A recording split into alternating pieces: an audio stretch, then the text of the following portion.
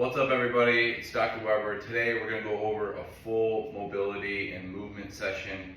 We're also going to add in a dynamic warm-up. So we're going to start with foam rolling and breathing, followed by some mobility work, core work, get into dynamic stretching and strength, and then we'll get into dynamic plyometrics. So we'll do a full body mobility and dynamic stretching session today. So this would be a movement session. So we're going to start off with a little bit of foam rolling in part one. If you want to skip this part and go straight to the mobility, part two, you can go ahead and skip it, or you can take part. So first I'll start right above the heel. I'm going to go side to side, go up an inch, side to side, up an inch, side to side, all the way to the thick part, side to side. And then just kind of get a feel for if there's any sore spots or not. If there's a sore spot or a tender spot, I might spend a little bit more time there. For me, this leg right now feels pretty good. Then I'll switch side, right above the heel. And right there, I'm pushing into the Achilles tendon, working my way up to the soleus and gastroc, which is your calf muscle, and then I'll go up and down. If I want, I'll also get the peroneals, which are on the side, outside of the shin area, and you can also get that anterior tibialis muscle as well. So I'll push into there, just kind of in the side of the anterior tib and then the peroneal muscles. So I broke my fibula, and that muscle there has always been a little bit more sore or tender. So I like to push into it. It feels pretty good. Next, I'll go hamstrings. I won't do it that much. I'll try to get inside hamstrings and adductors, and then I'll switch. I won't spend too much time on the hamstrings because it's really hard to get into first off, and I usually use a softball on a bench for my hamstrings. So I feel like I'm not really pushing into the hamstrings that well. Then I'll get the glutes. I'll cross one leg over. I'll push on the outside of the glute, the back of the glute there. So the glute med, piriformis, glute max, in the back of the hip there, right in the back pocket. I'll go up and down about 5 times on each side. Crossing the leg over, so the leg that you're crossing, so I'm right over left, pushing into my right hip. I try to get this knee out and down to explore different areas. So that's the hip complex there. Now we're going to go into the lower back. I'm just going to go to the lower back, bend the knees. Then I'm going to perform just a little bit of breathing here. So I'm just going to take an inhale through my nose. Let everything expand, fill it all the way up. And long exhale out. From here, I'm going to bring one foot underneath, open up the hip. So I should feel pressure in that side of the back that I'm leaning toward. And then I'll bring my knee toward that same spot. So I'm rotating to my right. Then I'll bring my left leg underneath my right knee. And then I'll rotate a little bit to my left. I'm just taking a couple inhales and exhales. No more than 10 seconds there on each side. Then I'm going to roll up to the upper back. Upper back. I'm going to start with my butt on the ground. Foam rollers right in the mid-back area. Hands across the chest. It's going to articulate over, relax the neck, so you get the neck stretch here, and upper back and chest opener, and then flex it down. Then I'm going to bring my hips up, and I'm going to intentionally lean into each scap area or shoulder blade area. And go on the outside of the scapula. Should probably be using a longer roller Let me go get my other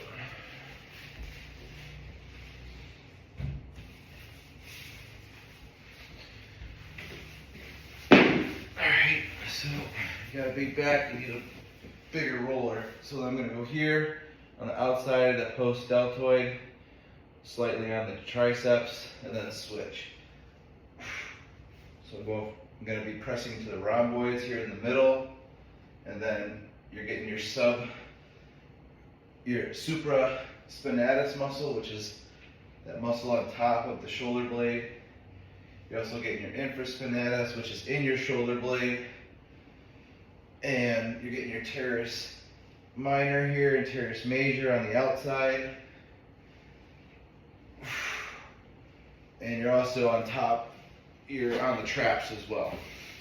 On the superficial layer is your traps. Now we'll get the armpit. So this is my favorite area to press into because I have shoulder issues.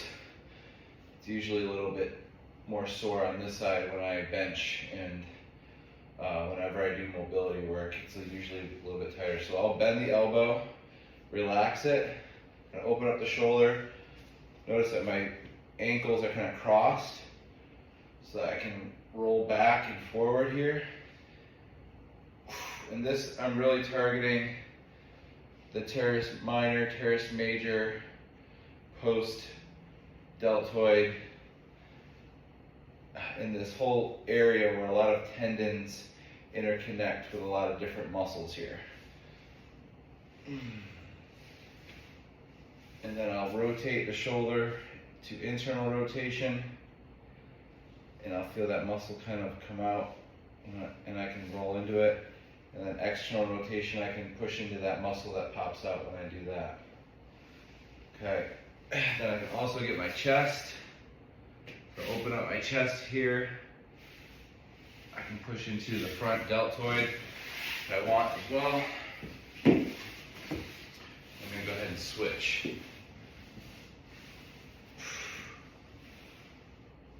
This side feels normal, meaning I don't really get that much sensation pushing into the muscle. It feels okay, feels tight, like it should be. You don't have to be soft, or it shouldn't, and it definitely shouldn't hurt. Like, you should be able to handle pressing into the muscle. If it tickles or if it hurts, that could be a sign of weakness of the muscle. If you feel like you're in pain doing this type of stuff, you probably have a low pain tolerance. So this is a good way to increase pain tolerance and understand your body's anatomy and physiology. It's a good assessment tool to see how your muscles feel, because you never know unless you're actually pressing into them. So now we're going to get vastus medius and adductors. I'm going to go from the knee to the hip. And then I can hang out in any area if it's tight or if it's sore. I can just kind of internally, externally rotate in there, go all the way up and in. And then I'm going to switch.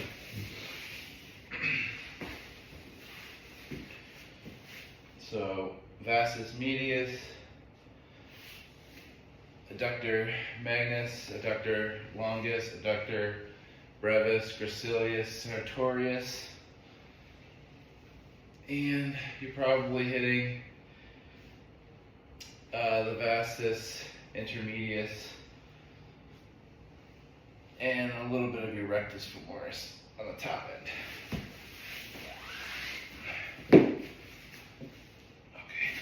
You can also get the quads from the knee to the hip. Start low.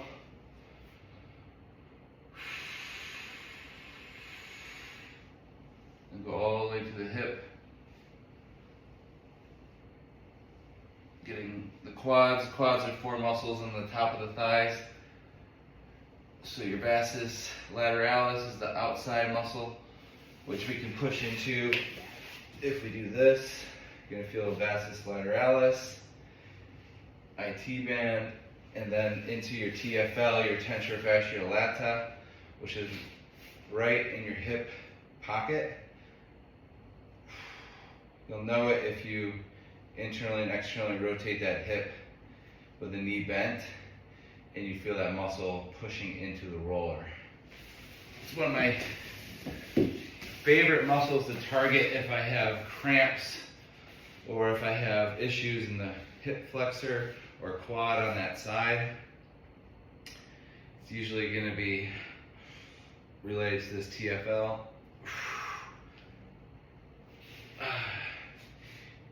Knee instability or knee hypermobility may also be affected by TFL.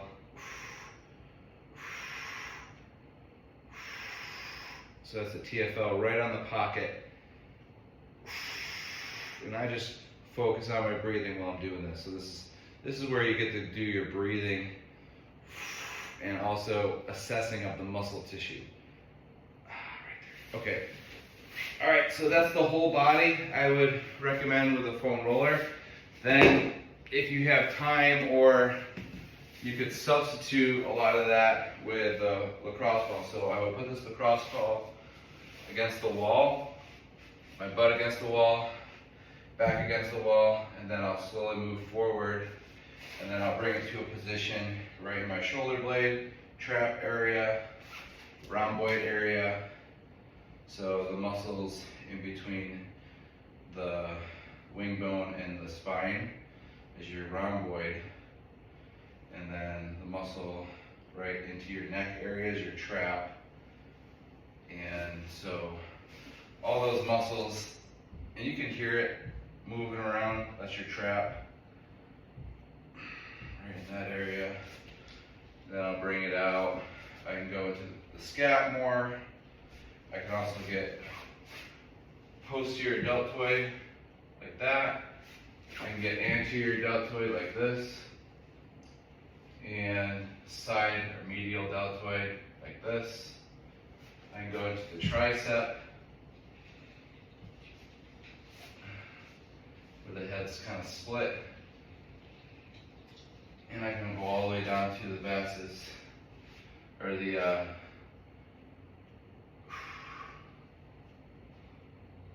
medial heads of the tricep there. You got your long tricep, you got your medial, and you got your short tricep. All right, so that's what I would recommend for foam rolling and lacrosse ball. Now we're going to get into the mobility aspect.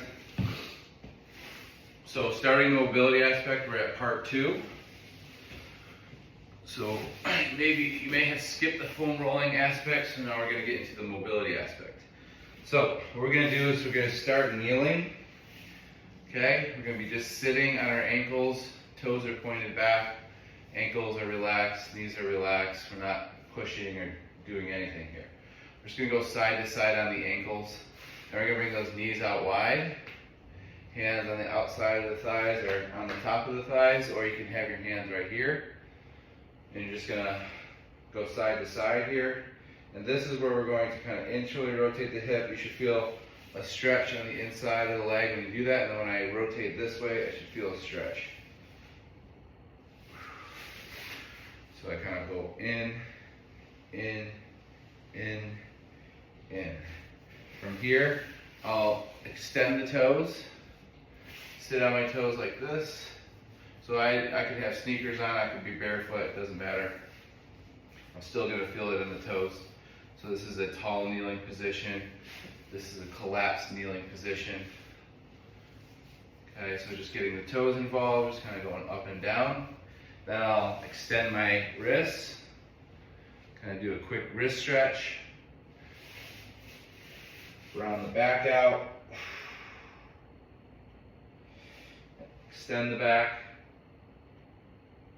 Round the back. Okay. Now we're going to go into the adductor rock. So we'll bring those knees out as far as possible to start. Point those toes. Abduct or extend one leg out to the side and then rock back. Just about 2 to 3 rocks. And then we'll switch.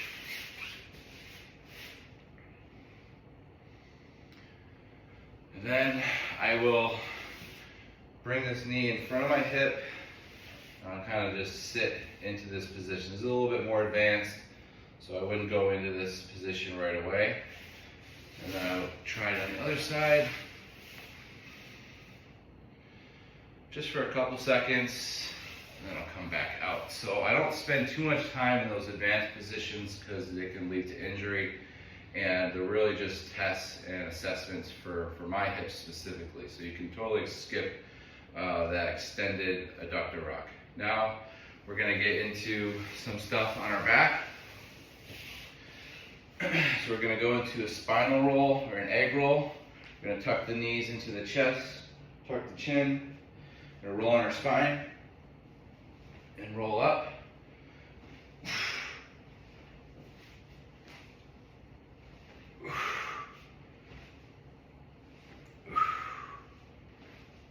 I'll just exhale at the top, and you'll naturally inhale after you exhale. All right. We're just gonna bring the bottoms of the feet together after that. We're gonna press those knees down. Let those knees go up and down a little bit. And then hold on to the shins or the ankles and press those knees down with the elbows. Bring both feet out. Shake those legs out.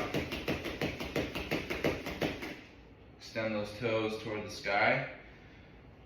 Shift those hips up and down. Reach for the toes. And go side to side. Bring those legs out. Point the toes, circle the ankles. Both ways. Reach for those toes. Reach to one side, reach to the other. And yeah, we don't need to spend a lot of time in these areas because we're warming up, we're not cooling down. So now we'll go down to the back, squeeze the glutes, breathe. Now we're gonna start getting into a little bit more mobility, stability. So working on kind of some activation or some isometric positions here and some activation hip exercises. So we're gonna extend the glutes or squeeze the glutes, extend the hips. We're gonna bring one leg off the ground, straighten it out, and then open it up, let the foot touch the ground, back, and then try it on the other side. So foot goes up, wanna keep this leg nice and strong. As this foot touches the ground, it goes back up, and then down. We're gonna bring one knee to chest, switch. Both knees, side to side. Straighten one leg out. Switch. Okay, now we're gonna go into a seated position. We're gonna cross the legs. Reach those hands forward. Relax your head and neck. Reach diagonally or in front of that knee to the other side. Then from here, we're gonna go to hands and knees. Extend opposites here and hold.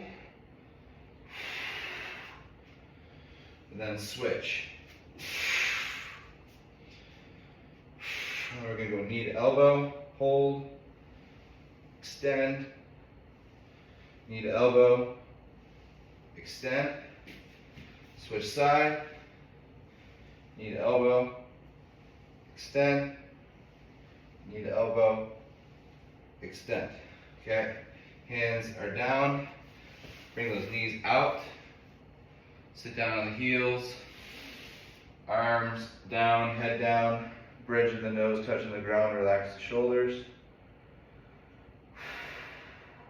From here, we're gonna extend the arms in front of us in this collapsed child pose position. Then we're gonna bring one arm up, reach back, hand behind, and then allow that shoulder to rotate down, and then extend back, reach around, and forward, and then switch.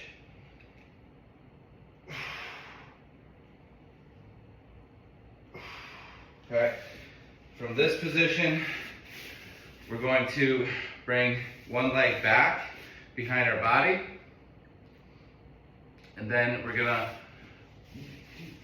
allow this foot to swivel outward. We're gonna rotate, or we're going to lean toward that hip.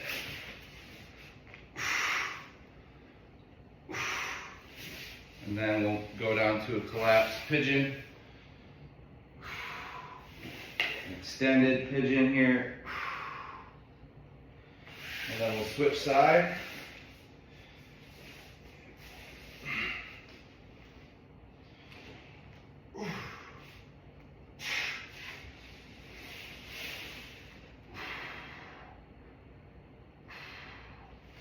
Alright, and then we'll go to a downward dog position. Heels down.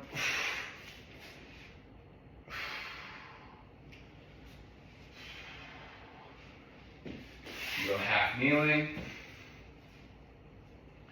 Okay.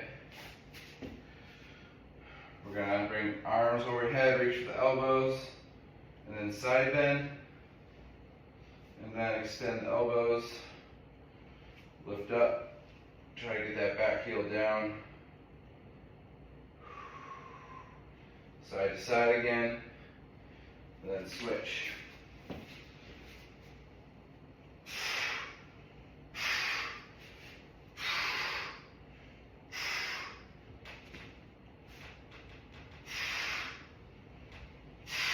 Okay, now we're going back down to that half kneeling position, and we're going to bring those feet out in front.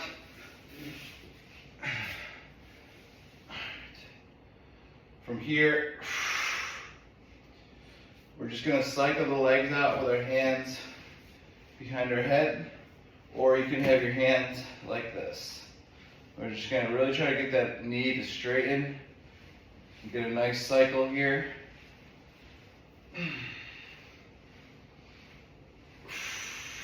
Then we're going to reverse. You can relax your head, or you can keep your head up to make it more challenging. And then we're going to go back the other way.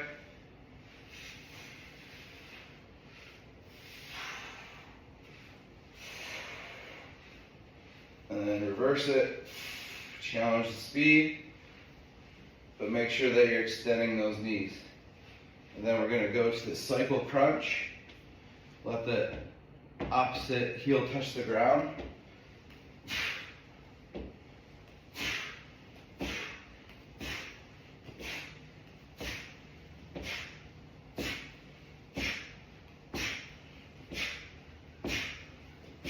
Okay. Now, we'll straighten those legs, point the toes, palms will be down. We're going to create little circles here. And then reverse the circle. And then up and down. In and out. And then big circle around. And circle the other way. Okay. Roll up. Go hands and knees to push-up position. From here, extend one arm and leg. And then switch. From here, lower down. Opposite leg, opposite arm. Start with the legs, keep the knees straight. Going to use just the glute, opposite arm, opposite leg. Exhale as you come up. And then we're going to do the same thing off the ground.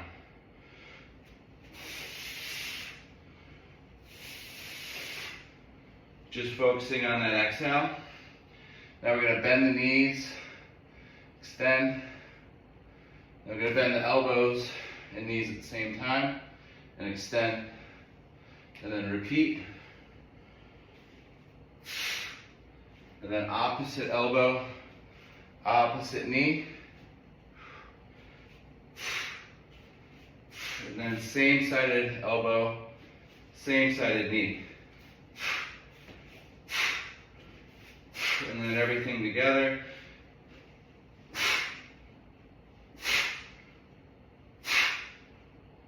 All right, from here, cobra position.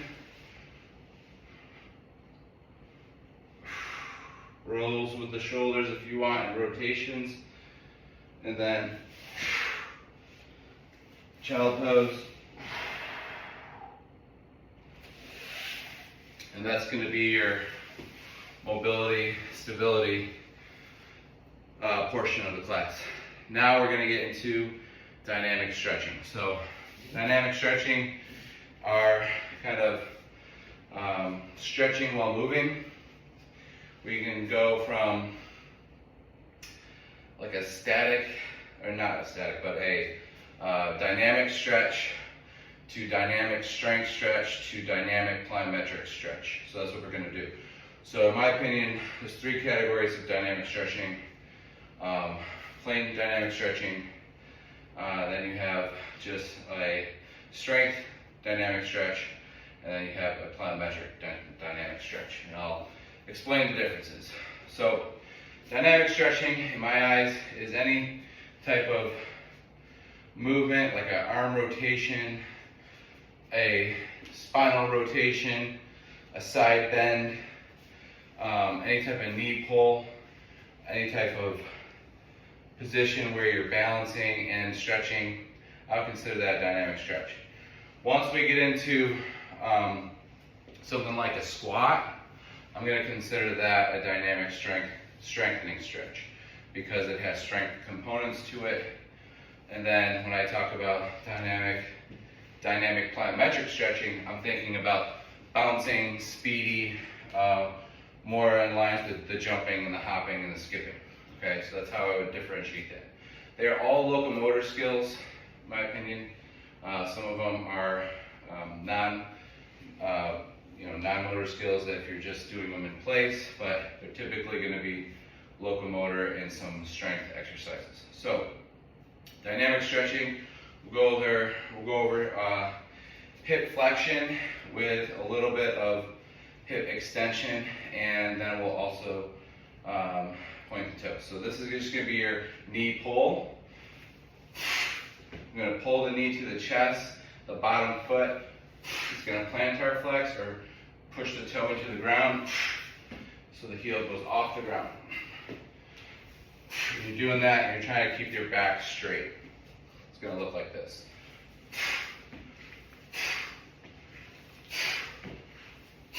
Okay, that's our first dynamic stretch. The next one is going to be a quad pull. So I'm going to reach for my back foot, reach forward, hinge, and then step to the starting position, and then switch. So I could do this in the same position, or I could move forward as I do this.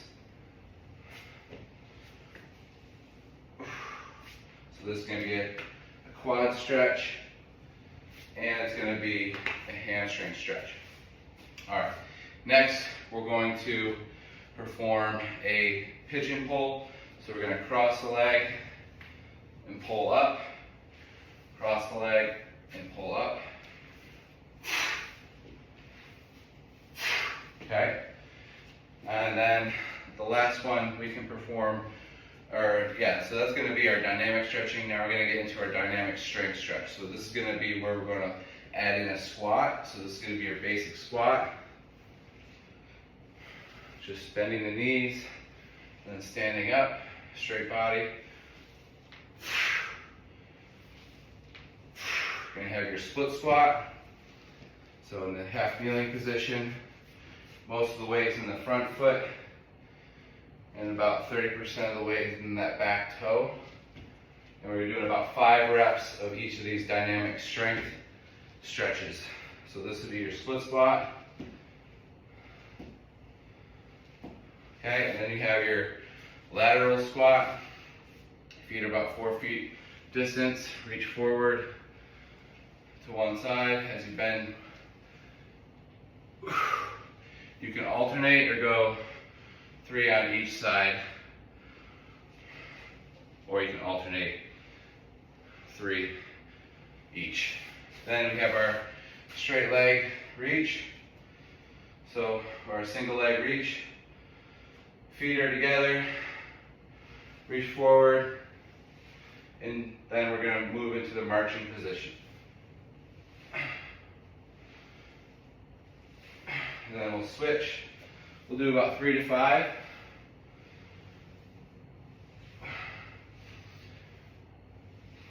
Okay, and then on the last rep, since I'm working my way to the plyometric aspect of dynamic stretching, I'll turn that into a hop. Okay.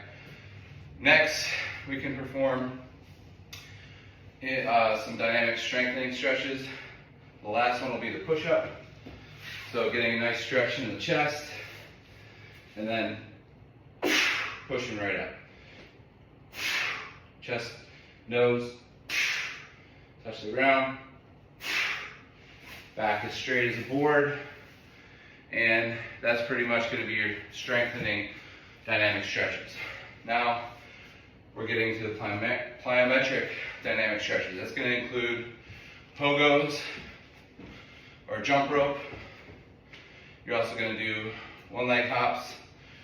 Hopping in general is one leg. Leaping. Okay? And we'll also perform some skipping patterns. Okay? I usually start with the march, because that's going to lead us into the skip.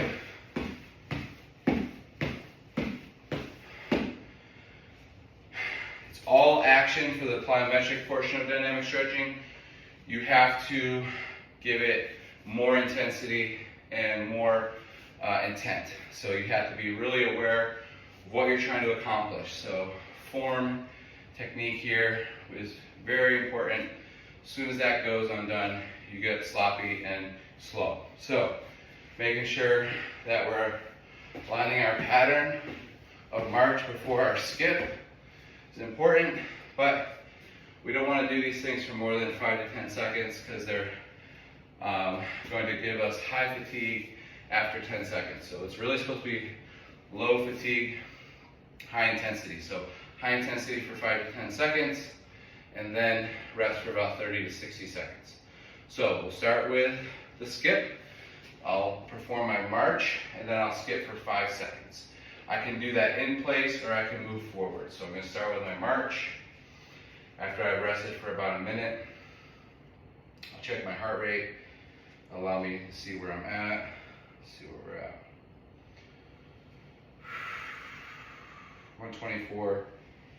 So you need to be about like 100 before you start, or at like 110. Getting a little bit lower. And because sometimes it'll go up to 160, and we don't want that for more than 10 seconds.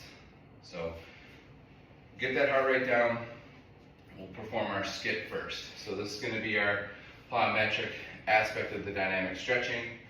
So starting with the march, I'll do the march for about four patterns, and then I'll go into the skip.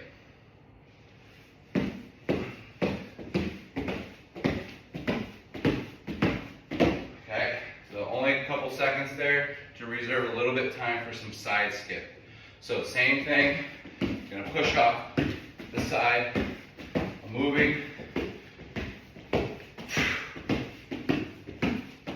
Okay, and then give yourself some time to rest.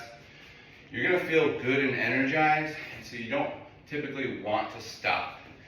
And so you have to stop yourself, and you have to rest. Otherwise, you'll get overburdened, you'll get too many reps, and you'll get injured because you're not resting. And for you to perform very fast, speedy, fast twitch movements, you have to train the right energy system.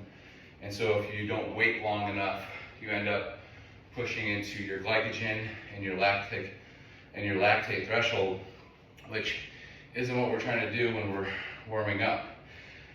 If that's part of your training, that's a different story. But when you're warming up, you want to give yourself some rest in between some of these higher reps, higher intensity exercises.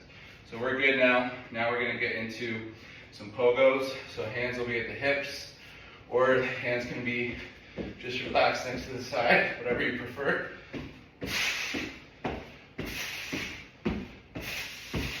And here I'm really trying to have stiff ankles, and I'm having very buoyant, or very low time on the ground. Okay, so pogos are very fast twitchy, kind of like skipping. Okay, where you're not spending a lot of time on the ground. It's not like a jump squat. Okay, so now we can get into a lateral bound or a leap, taking off on one foot and landing on the other. We can do that moving forward, and we can do that traveling side to side. For this, about 3 reps each side, and then take a break. So I allowed the first exercise to kind of lead into the leap. For demo purposes, you might want to wait in between sets there if you felt fatigued after performing that first one. So after you perform the pogos. So now you can do side-to-side pogos, so finding a line. Remember, checking the heart rate. It's too high, so I don't want to start doing it for the sake of instruction because it's just not worth it. So allow the heart rate to come down, get a sip of water.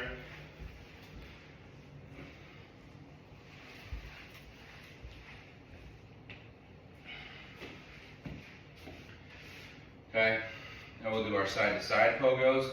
So now we're doing linear, two-legged, little jumps. We're doing lateral, and then we'll get into single leg. And so we're doing a plethora of forward, side to side, and we could even add in a little bit of rotation. So side to side. So only 3 to 8 seconds is necessary.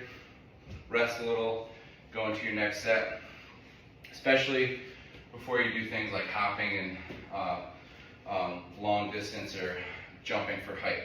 Okay, so we don't want to rush into those activities. We want to give us some lower threshold plyometrics or dynamic plyometrics before we get into those high intensity plyometrics, because the dynamic strength or the dynamic plyometric stretching component, that third component we talked about, bleeds into your next component, which is going to be more speed CNS drills, speed sprinting, med ball throws, hurdle hops, box jumps, depth jumps. That's when we're going to bleed into that. So that's how all this kind of meshes together, kind of like a tendon meshes into the muscle and into the bone.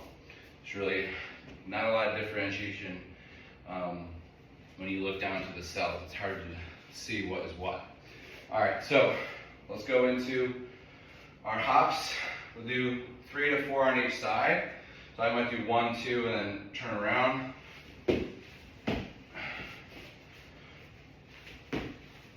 that's 4 with my left.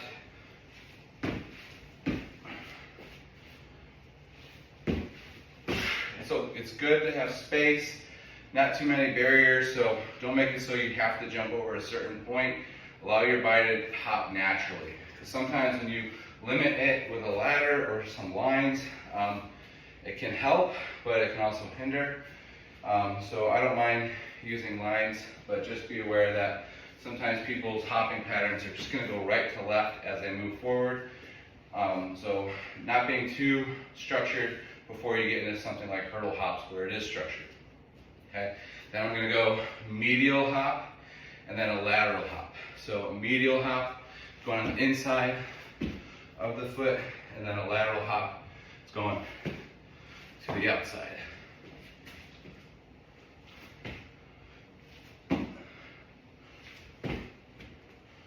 And when I'm hopping, I always want to use my back foot as like a kickstand unless I need it.